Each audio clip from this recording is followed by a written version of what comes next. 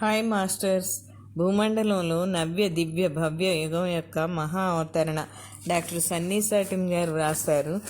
డబ్బు గురించి మరి ఆర్థిక వ్యవహారాల గురించి తెలుసుకుందాం. జాన్ దగ్గర ఆ డబ్బు లేకపోతే కనుక పరిస్థితి ఏమిటి? ఎవరి దగ్గరైనా ఎప్పుడైనా డబ్బు పూర్తిగా అయిపోవడం అనే ప్రశ్నే ఉండదు. ఎందుకంటే అసలు మనం డబ్బు అనేదే ఉపయోగించడం లేదు. కంప్యూటరీకరించిన వ్యాపార గణక వ్యవస్థలో ఖర్చు చేయబడిన మొత్తం మరి జమ అయిన మొత్తం నమోదు చేయబడతాయి.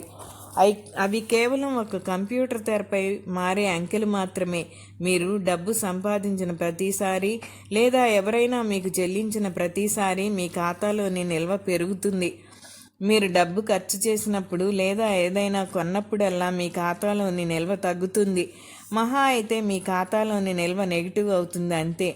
ఈనాటి ప్రపంచంలో మనం రుణం తీసుకోవడానికి దీనికి పెద్ద తేడా ఏమీ లేదు. కానీ జీవితం పక్షపాతరహితంగా ఉంటుంది. అందరికీ అనుకూలంగా పనిచేసే ఏకైక వ్యత్యాసం ఏమిటి అంటే ఎవరికి రుణం ఇవ్వాలి, మరి ఎవరికి ఇవ్వకూడదు, లేదా ఎవరికైనా ఎంత పెద్ద మొత్తంలో రుణం ఇవ్వాలి అనేది నిరంకుశంగా నిర్ణయించే వడ్డీ వ్యాపారులు ఎవ్వరూ ఉండరు. ఒకవేళ అవసరమైతే ఎవరి ఖాతా అయినా నెగిటివ్లోకి వెళ్ళగలిగేలా ఈ వ్యవస్థ ఏర్పాటై ఉంటుంది. ఏదీ కుదువు పెట్టాల్సిన అవసరం ఉండదు. తిరిగి చెల్లించగలరా లేదా అనే తనిఖీలు ఉండవు. మరి రుణం కోసం ఏ విధమైన దరఖాస్తులను ఏనాడు పూర్తి చేయాల్సిన లేదా పెట్టుకోవాల్సిన అవసరమే ఉండదు. అయినా నియంత్రించే ఆ వడ్డీ వ్యాపారుల అవసరం ఎవరికి ఉంది?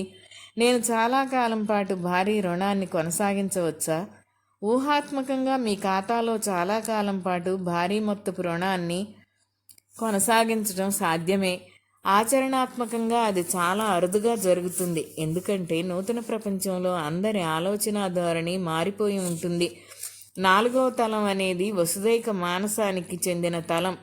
ప్రజలు తమ స్వంత మేలు అత్యాశ గురించి ఆలోచించడం మానేసి అందరి మేలు గురించి ఆలోచించడం ప్రారంభిస్తారు. 4వ తలంలోని ఒక వ్యక్తి తన ఖాతాలోని సొమ్మంతా అయిపోయి అప్పుల్లో పడే పరిస్థితి రానివ్వడు. లేదా ఒకవేళ వచ్చినా ఎక్కువ కాలం ఆ పరిస్థితిని కొనసాగనివ్వడు. అతను కొంత డబ్బును సంపాదించి తన ఖాతాలోని నిల్వ పెరిగేలా చేసుకోవడం ద్వారా తనంతట తానే సమాజానికి దోహదపడతాడు. ఈ వ్యవస్థ పనిచేయాలంటే ఆలోచన ధోరణిలో ఇలాంటి మార్పు ముందుగా రావాలి. 3వ తలానికి చెందిన ఈనాటి ప్రపంచంలోని ఇలాంటి సార్వజనీనమైన అపరిమిత రుణ వ్యవస్థ పనిచేయదు. కానీ 4వ లేదా అంతకన్నా ఉన్నతమైన తలాల్లో అది బేషుగ్గా పనిచేస్తుంది. వ్యక్తిగత శ్రేయస్సా లేక సమాజ శ్రేయస్సా? 3వ తలంలో ఎవరికి వారు తమ కోసం డబ్బు సంపాదించుకునే సంకల్పం ఉద్దేశంతోనే దాదాపు అన్ని పనులు చేస్తారు.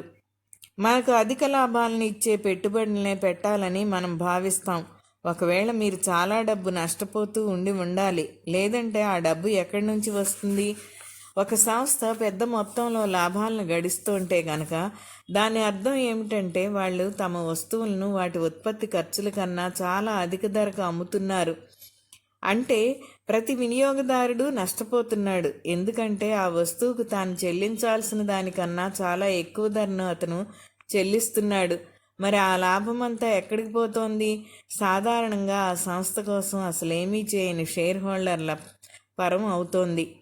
నూతన ప్రపంచంలో లేదా 4వ తలంలో అందరికీ మేలు చేసేది ఏదైనా చేయాలనే ఉద్దేశంతోనే అన్ని పనులు చేయడం జరుగుతుంది.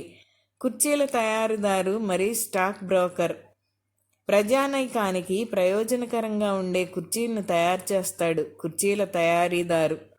ఎందుకంటే మన జీవితాలను సౌకర్యవంతంగా చేసే వస్తువులను అతను సృజిస్తున్నాడు. అతను అక్రమ లాభాల కోసం కాకుండా న్యాయమైన లాభాన్ని అందించే ధరకు కుర్చీలను అమ్మేంతకాలం అతను నూతన ప్రపంచంలో వృద్ధి చెందగలుగుతాడు. ఎందుకంటే అతని వ్యాపారం సమాజానికి శ్రేయస్సు కలిగిస్తోంది. మరో వంక ఒక స్టాక్ బ్రోకర్ కేవలం వ్యక్తిగత శ్రేయస్సునే కలిగించే పని చేస్తున్నాడు. నా దగ్గర ఒక్కో వాటా $50 విలువ చేసే ఎక్స్ సంస్థ వాటాలు 100 ఉన్నాయని అనుకుందాం. వాటి మొత్తం విలువ $5,000. మీ బ్యాంకు ఖాతాలో మీకు $5,500 ఉన్నాయని అనుకుందాం. ఎక్స్ సంస్థలో నాకు ఉన్న 100 షేర్లను మీరు కొనేలా స్టాక్ బ్రోకర్ ఏర్పాటు చేశాడని అనుకుందాం.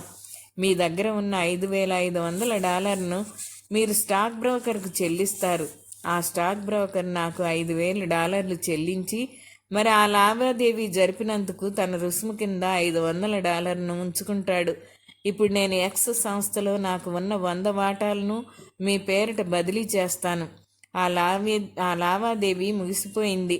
నేను చేసిందంతా ఏమిటంటే ఇవి ఎక్స్ సంస్థకు చెందిన 100 వాటాలు అని తెలిపే ఒక కాగితపు ముక్కను మీకు ఇచ్చాను. ఆ కాగితపు ముక్కపై నా పేరు ఉండడానికి బదులు ఇప్పుడు దానిపై మీ పేరు ఉంది. అలాగే మీరు $5,000 నగదు రూపంలో కలిగి ఉండడానికి బదులు అవి ఇప్పుడు నా దగ్గర ఉన్నాయి.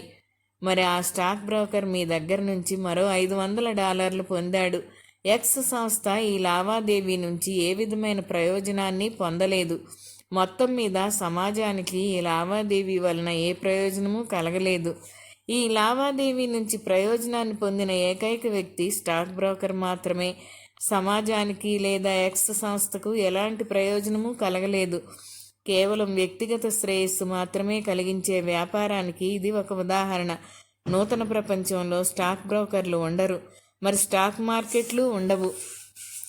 స్టాక్ మార్కెట్లు, జోదశాలలు కేవలం జూదాన్నే అందిస్తాయి. సుస్థిరంగా వేళ్ళూనుకుని ఉన్న ఒక గ్లోబల్ సంస్థ, ఉదాహరణకు IBMను ఊహించుకోండి. ఉదాహరణకు చెప్పుకోవడానికి వీలుగా ఈరోజు ఆ సంస్థకు చెందిన ఒక్కో వాటా ధర $100 ఉందని అనుకుందాం.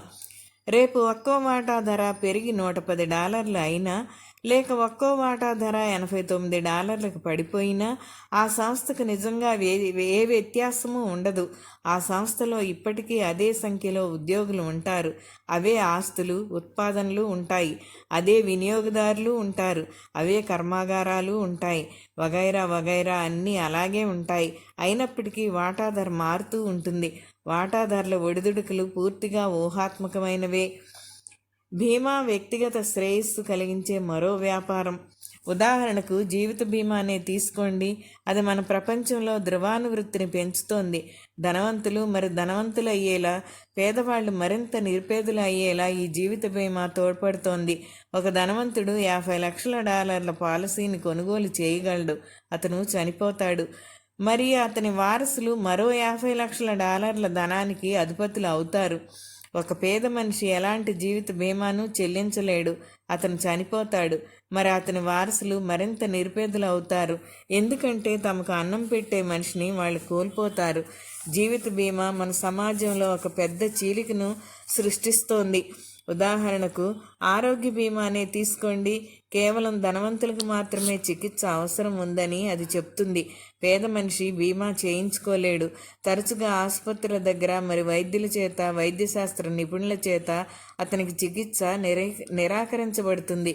కేవలం ధనవంతులకు మాత్రమే చికిత్స అవసరమని, పేద ప్రజల జీవితాలు ముఖ్యమైనవి కావని జీవిత బీమా చెప్తుంది. సమాజం అందరి ఆరోగ్యం పట్ల ఎందుకు శ్రద్ధ వహించకూడదు? మనం ఇలా ఎన్ని ఉదాహరణలైనా చెప్పుకుంటూనే ఉండవచ్చు, కానీ కథ మాత్రం ఒకటే. అన్ని రకాల ప్రయోజనాలు వాటి అవసరం లేని ధనవంతులకే కలుగుతున్నాయి, ఎందుకంటే వాళ్ళు ఆ వెలను చెల్లించగలరు. నూతన ప్రపంచంలో ఏ రకమైన బీమాలు ఉండవు. అన్ని రంగాల్లోనూ అందరికీ సమానమైన పరిరక్షణ అందుబాటులో ఉంటుంది. మానవ హోదా తిరిగి వస్తుంది. డబ్బు అనేది లేకుండా సమాజానికి శ్రేయస్సును కలిగించే వ్యాపారాలతో కూడిన నూతన ప్రపంచం కోసం ఎదురు చూడండి. ఓకే మాస్టర్స్, మళ్ళీ మరో ఆడియో ద్వారా మీ ముందుంటాను. Thank you.